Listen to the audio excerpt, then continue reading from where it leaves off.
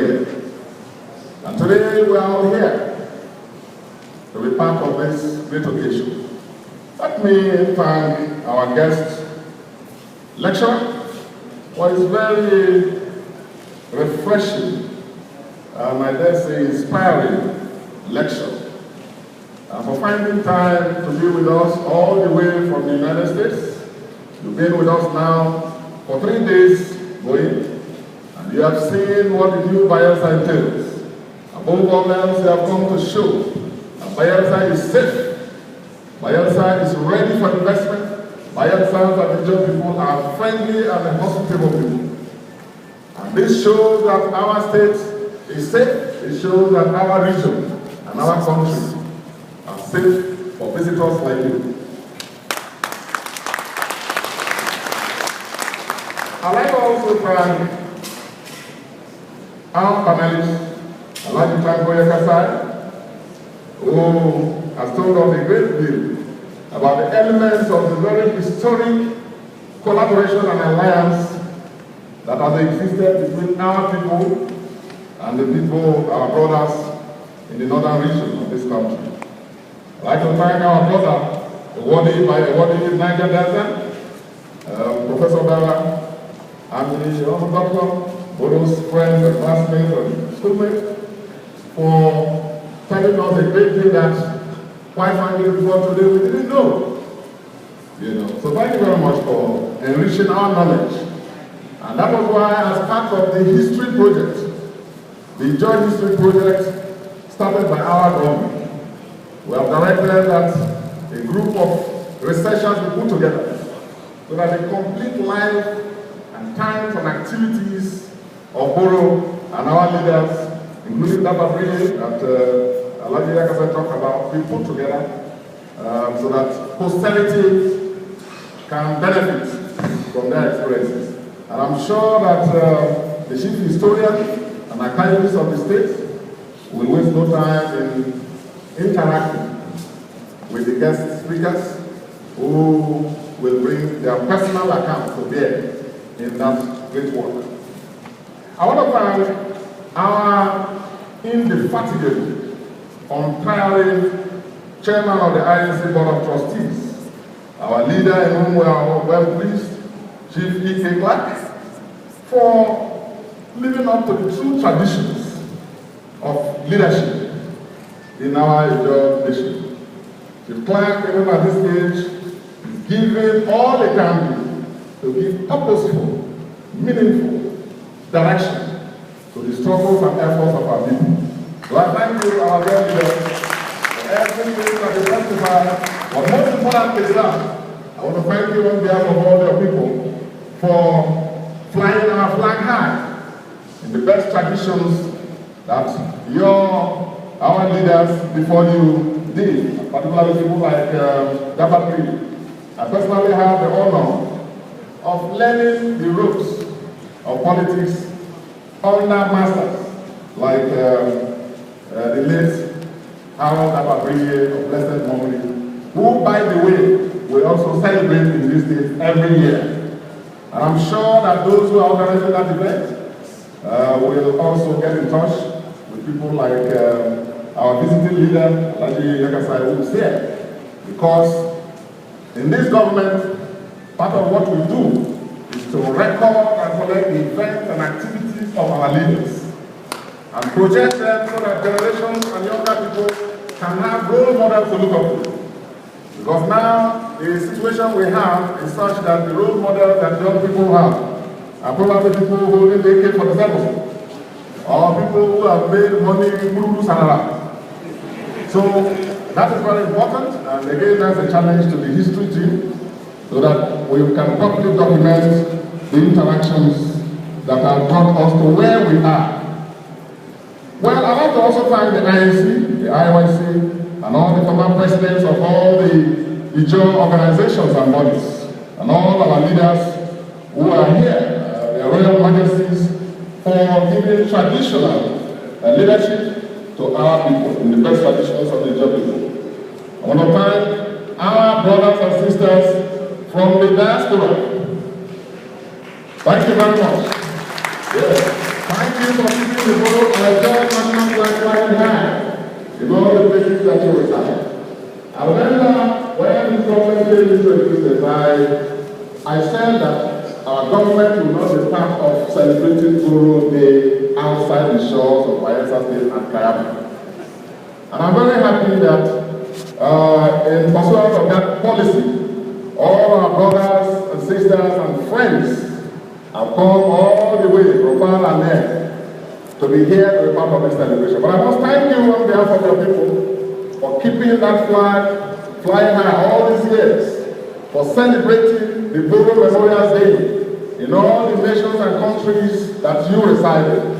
So please, as you get back, to extend our appreciation to our brothers and sisters there, and then let them also now, going forward, from now, making a point of duty to not only visit home and be part of what we are doing, but also join in this annual celebration. Well, a lot has been said about what our late hero and leader lived for, believed, and died for. I know that most of what he lived and died for are still with us. Our country still has some contradictions. Contradictions in the sense that, just as Dr. Boro talked about, we still have a situation where those who own land do not own anything beneath or above. You have the contradictions of a situation where land, which is one of the factors of production, and probably some say the most important, is the only factor of production that is communalized by the state, while all other factors of production remain in private hands. And so, a message from our people to all the capitals, that what you call an oil block in Abuja, in Washington, in London, is in fact the ancestral property of the people of the Niger Delta.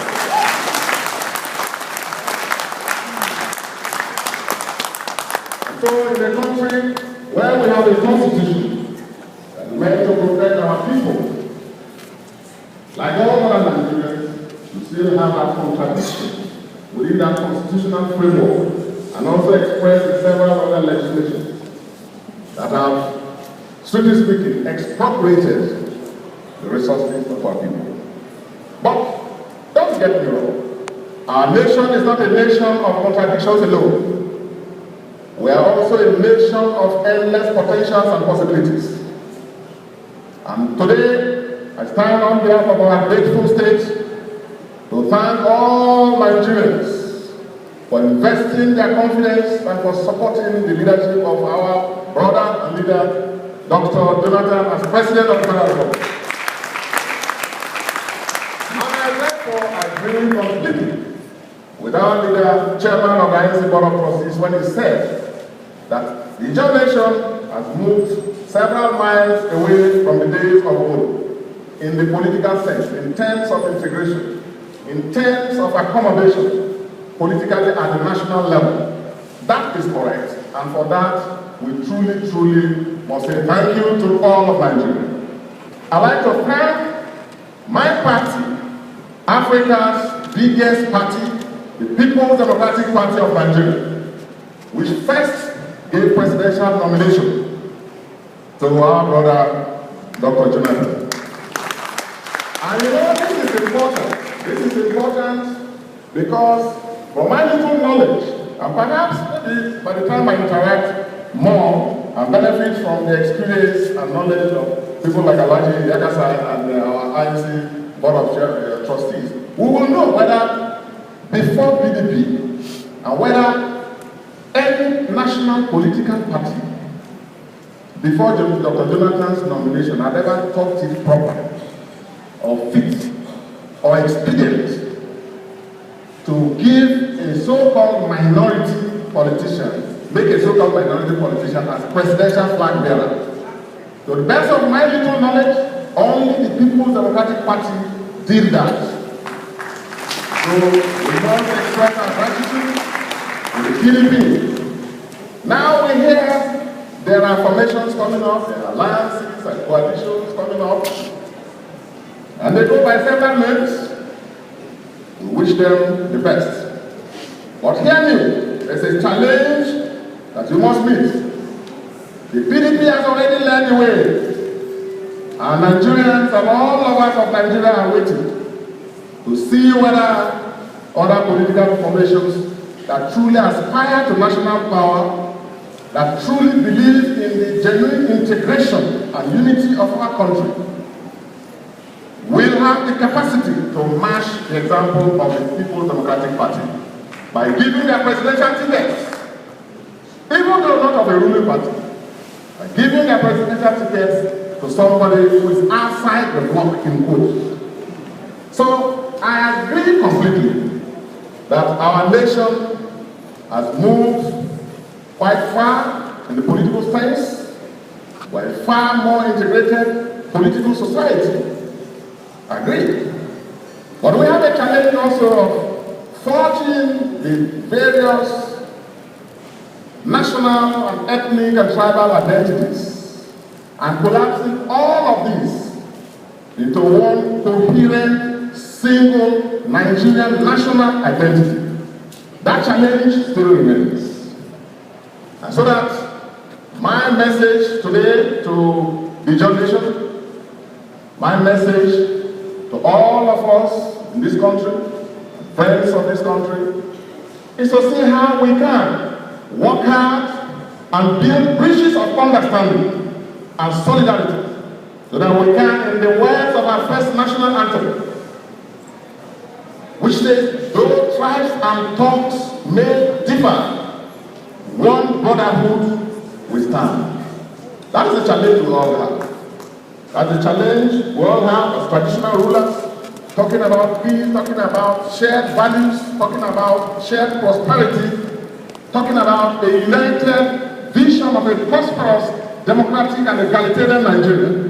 That's a Nigeria that's free from terrorism, a Nigeria that is not torn to pieces by ethnicity and religious bigotry. That is the challenge we still have. And so today, I want to thank us all for being part of this event. I believe that having listened to our eminent and erudite guest lecturers, we have learned appropriate lessons from the life of our hero. We have learned clearly about the life of service and sacrifice and selflessness. We have also learned what it means to be a quintessential German. We have learned from Boro's life that as Ijaw people, we should cultivate a capacity to say no when no is the right answer. And so today, I urge you all, leaders of our Ijaw nation, and I believe I'm speaking the mind of the president of the INC, the chairman of the INC board that you all listened to a short while ago, and all our leaders. And the challenge today in contemporary Nigeria is for us to build bridges of understanding, bridges of unity, bridges of solidarity, and not to cut down and destroy these bridges. These bridges are what will actually lead all of us and our country to the promised land of peace, harmony, and prosperity. I know that another challenge that Boro also dealt with has to do with the issue of environmental damage. And in this state, we all know that the story of Nigeria and oil and gas started right here, 5 minutes from here in a community called Oloibiri. And today Oloibiri is a metaphor for the day after oil. And today in the government, knowing that reality, we have tried to expand the frontiers of our economy. We're expanding the base of our economy, trying to attract investors, as Professor Dara talked about, and we'll try to get it right. We are also trying to diversify so that we will not all be like the first oil well in Oloibiri. That is a clarion call, not just to the producing states in the Niger Delta, but it is one lesson that I think that this country has to learn. And happily, in spite of all the challenges, as you can all see, in spite of all the tribulations, a new Nigeria is gradually emerging. A new Nigeria under the leadership of Dr. Jonathan gradually emerging. That new Nigeria can only lead us to the promised land of peace, stability, and prosperity if we all build bridges of understanding and not destroy those bridges. Today, I want to thank, through our leader, Alhaji Dickson, who is there, I want to send a message of appreciation for the support and the solidarity that our people have enjoyed from our brothers and allies in the North. I want to thank you for that support, and I would like to, on behalf of our people, urge the leadership of the North to remember the historic alliances between them and the people of the Niger Delta. And it is that alliance that has made a lot of positive developments possible. For example, the creation of River State, that Alhaji Dickson talked about. And because of my closeness to the late Boro, I knew of all of this. But thank you for also reminding us. And let me say that even these states, Bayelsa State, Professor Dana said Nigeria hesitated. Nigeria forgot, actually, to give the Ijaw people, the fourth largest group in Nigeria, an ethnic group that is over 10 million people, forgot to give us a homogeneous state, such that our people are balkanized from Akwa Ibom in Ebeno down to Arogo in Ondo State, into tiny local governments and wards. Now all of these are the contradictions that we must deal with moving forward. I want to thank you because this state was created by a northerner, General Sani Abacha, that we all assemble here to honor just like they do. Today again, we want to take our appreciation to our commitment, our appreciation for what General Abacha did, in spite of what people may say. But without Abacha, without what he did, there would have been no Bayelsa clearly. All the developments that you now see would not have been seen, would not have been possible. And clearly, as Professor Dara said, there would have been no President Jonathan. So, that is my way of also reminding our allies that we in this state, we in the Ijaw nation, we don't forget our friends. We don't forget our allies. Particularly when you have a situation where people who have some connection with their histories in power. We don't forget our friends and our allies. I want to thank all our neighbors in the Niger Delta region, for our people have no extraterritorial ambitions. We are satisfied with the land and the seas and the waters and the ocean that God gave us in abundance. With all His fullness, we are satisfied with that. We appreciate their good neighborliness. We appreciate the brotherly support of our friends, our brothers in the Southeast, who have continued to stand shoulder to shoulder with us. We appreciate the support of our allies, as I said, from the North, who have a historic alliance that predates Nigeria's independence. But that alliance should be reworked, that alliance should be revisited, that alliance should be reworked in such a way as to serve the contemporary imperatives of our country and the challenges of nation building. I'd like to also appreciate our relationship with the Southwest, with whom we share a mutually beneficial strategic partnership for a restructured and truly federal and democratic Nigeria. Our people value all of this, and we are grateful for all the support and the partnership.